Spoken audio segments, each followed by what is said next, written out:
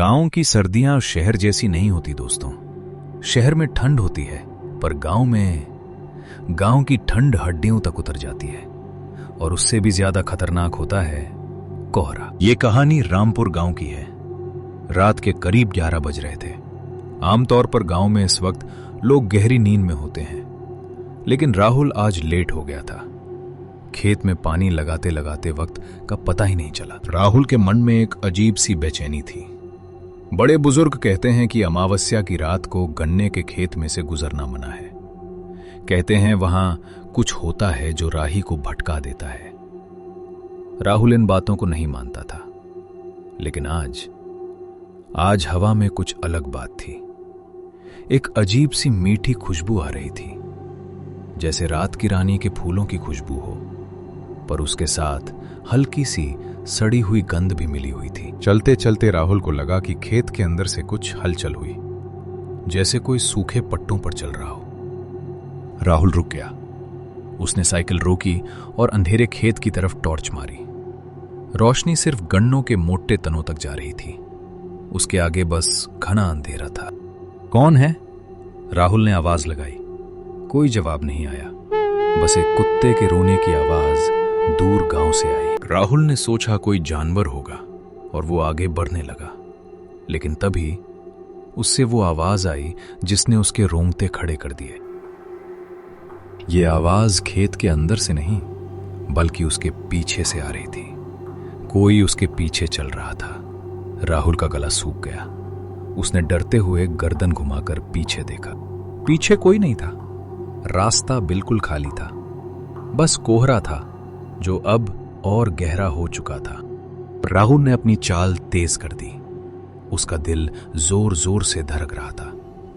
उसे बस जल्दी से घर तक जाना था, लेकिन अगले ही मोड़ पर उसने जो देखा, उससे उसके पैर जमीन में जम गए। रास्ते के किनारे एक पुराने सूखे हुए नीम के पेड़ के नीचे कोई बैठा था। राहुल ने अपनी टॉर्च की रोशनी वहां डाली। वो एक औरत थी। उसने वही गहरी लाल रंग की साड़ी पहनी थी जो राहुल की मां के पास थी। वो औरत घुटनों में सर दिए बैठी थी और धीरे धीरे सिसक रही थी। राहुल की सांसें अटक गईं। मां? उसने धीरे से कहा। वो औरत रोना बंद करके चुप हो गई। उस औरत ने अपना चेहरा ऊपर नहीं किया, बस वहीं बैठे बैठे अपना हाथ आगे बढ़ाया।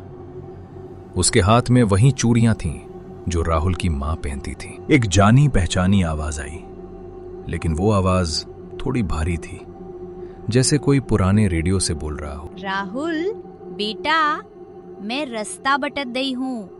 मेरे पैर में मोच आ गई है। मुझे घर ले चल। राहुल का डर थोड़ा कम हुआ। ये तो मां ही है। शायद उसे ढूंढने आई होगी और गिर गई होगी। राहुल साइकिल फेंककर उसकी तरफ भागा। मां, आप यहाँ क्या कर रही हो? मैंने कहा था ना, रात को बाहर मत निकला करो। राहुल गुस्से और चिंता में उसके पास पहुंचा। वो औरत अभी भी अपना चेहरा छुपाए बैठी थी। बेटा, ठंड लग रही है, मेरे पास आ, मुझे सहारा दे। राहुल झुका। वो बस उसके कंधे पर हाथ रखने ही वाला था कि उससे वही खुशबू दोबारा आई। रात की रानी के फूल और सड़ी हुई गंध। राहुल का हाथ हवा में रुक गया। उसने ध्यान से देखा। उस औरत के पैर, साड़ी के नीचे से उसके पैर दिख रहे थे। वो पैर उल्टे थे। एड़ियां आगे की तरफ थी और उंगलियां पीछे की तरफ। राहुल के दिमाग ने काम करना बंद कर दिया। वो समझ गया कि ये उसकी मां नहीं है, ये छलावा है। गांव की कहानियां सच थीं। राहुल धीरे धीरे पीछे हटने लगा। उसकी आवाज अब बदल रही थी। अब वो आवाज किसी औरत की नहीं, बल्कि भारी, मर्दाना और भयानक लग रही थी। कहाँ जा रहा है बेटा? माँ के पास नहीं आएगा। राहुल भागने ही वाला था कि उसकी जेब में फोन वाइब्रेट हुआ। सन्नाटे में वो वाइब्रेशन किसी धमाके जैसा लगा। राहुल ने कांपते हुए हाथों से फोन निकाला। स्क्रीन पर नाम चमक रहा था, माँ। राहुल ने फोन उठाया और स्पीकर पर डाल दिया। उसकी माँ की आवाज आई, असली आवाज, घबराई हुई। हेलो राहुल, तू कहाँ रह गया बेटा? मैं कब से दरवाजे पर खड़ी हूँ, खाना ठंडा हो रहा है, जल्दी आ। राहुल की आंखों से आंसू बहने लगे। अगर माँ घर पर है तो ये सामने कौन है? उसने फोन पर माँ की आवाज सुन ली थी। अब उसे नाटक करने की जरूरत नहीं थी। राहुल ने हिम्मत करके सामने देखा। वो औरत जो अब तक बैठी थी वो एक झटके में खड़ी हो गई। उसकी लंबाई अचानक 6 फुट 7 फुट बढ़ने लगी। उसने धीरे से अपना पल्लू हटाया। वहां कोई चेहरा नहीं था।